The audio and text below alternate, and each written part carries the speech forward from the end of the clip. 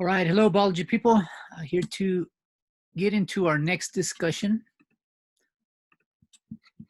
Up to this point, you should be familiar with, knowledgeable on our energetics chapter, chapter 9, which was glycolysis, all the reactions, those 10 steps that lead up to the aerobic pathway of cellular respiration, the production of 36 ATPs, all that fun biochemical stuff there. That biochemistry sort of trajectory we take in one direction, and we can go further and deeper into the actual mechanism of how ATP is produced. We're going to kind of change gears and go a slightly different path. So we're going to focus on the cell now, with the knowledge that the cell is generating enough ATP to sustain itself, to keep it alive, and enough surplus ATP to allow it to undergo a complete circuit that we call the cell cycle, the cellular cycle. So the cell cycle is basically sort of visualized here. We have one cell, and you can see some changes that happen. Things look different. It looks very different. And then we have some separation that occurs, and then we're left back with two of the original cells that we started with. So this is what we term as the cell cycle. And then there's a couple of phases that we're going to get into, and a couple of details within those phases that I want you to know. So if you compare the cell cycle to cellular respiration, the production of ATP, that's a lot more challenging. Cell cycle is pretty straightforward.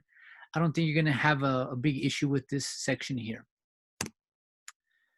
So at the moment of conception, any organism starts out as one fertilized egg, right? So that's how we all began, right? So this living fertilized egg then undergoes cell cycle processes, and we're going to talk about mitosis.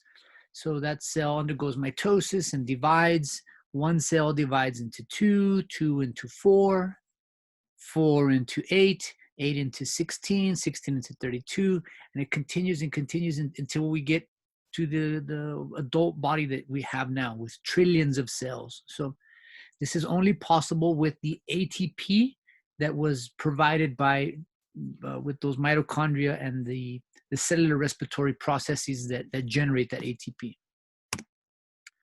I'll upload some videos on Blackboard to kind of just show you a visual representation of this developmental process. But to kind of, before we zoom into the actual cellular level, if we zoom out and look at the cells which are forming the tissues and the organs and the systems. So this is basically what the human embryo would look like, or we say a human fetus, at about 1 month of development. So again, very, very small amount of development that's taking place at that point. But we can see the eye, we can see the vertebrae, the stomach, the heart.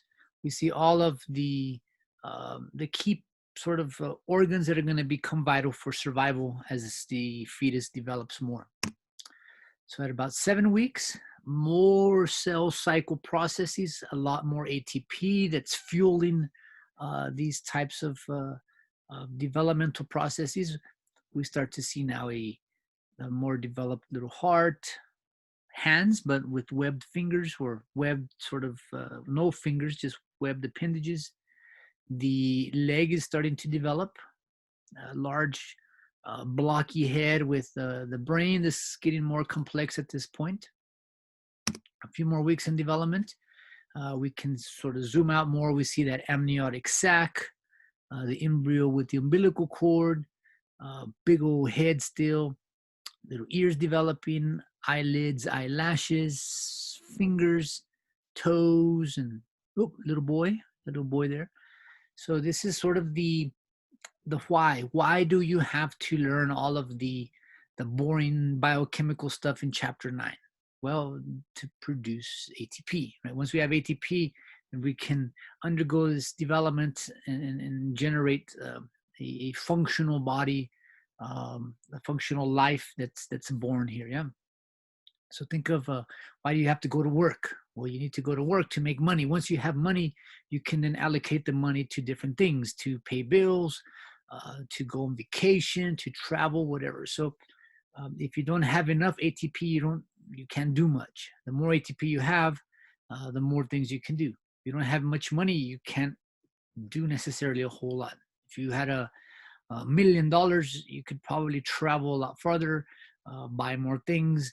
So the more money you have, the more things you can do, right? Same thing for the cell. The more ATP that a cell has, the more things it can do. It can repair, it can reproduce, it just can be more active. So again, why do you learn the stuff in chapter 9? Because of development and repair that must take place in the human body and in the reproductive process as well. So the cell cycle, we're going to divide it into 2 major phases, right? So we're going to say first interphase, which is the big portion of the cell cycle. And then second, a smaller but very dynamic part of the cell cycle we're going to call mitosis. So interphase and mitosis. Interphase and mitosis, the 2 sort of parts of the cell cycle. And each one of these is subdivided into more smaller phases, but these are the 2 big phases. So interphase, comprised of G1, S, and G2, and then mitosis, which I'll tell you the phases in a bit. But let's focus on interphase for now.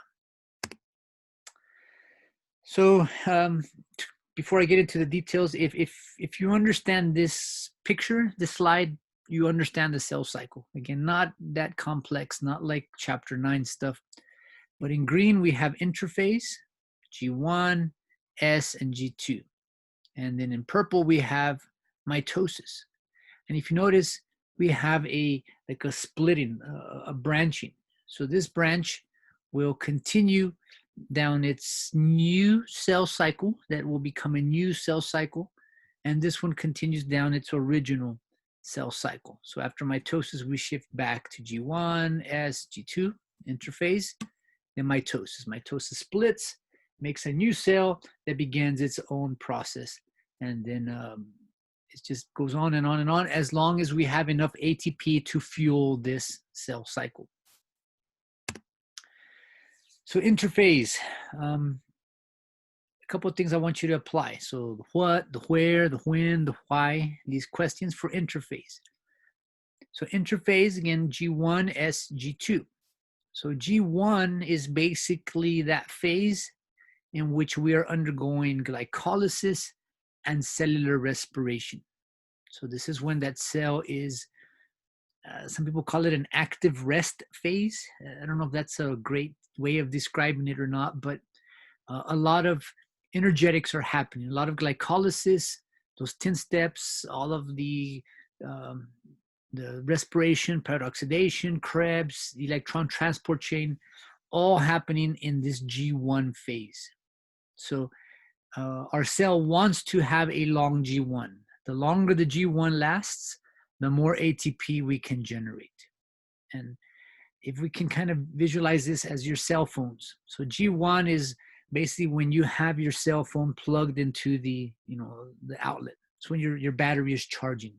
If you can think of it as human terms, it's a good night's sleep. We're sleeping, the body's not completely inactive. We're digesting, we're still active metabolically, but we're not out running and burning that much ATP.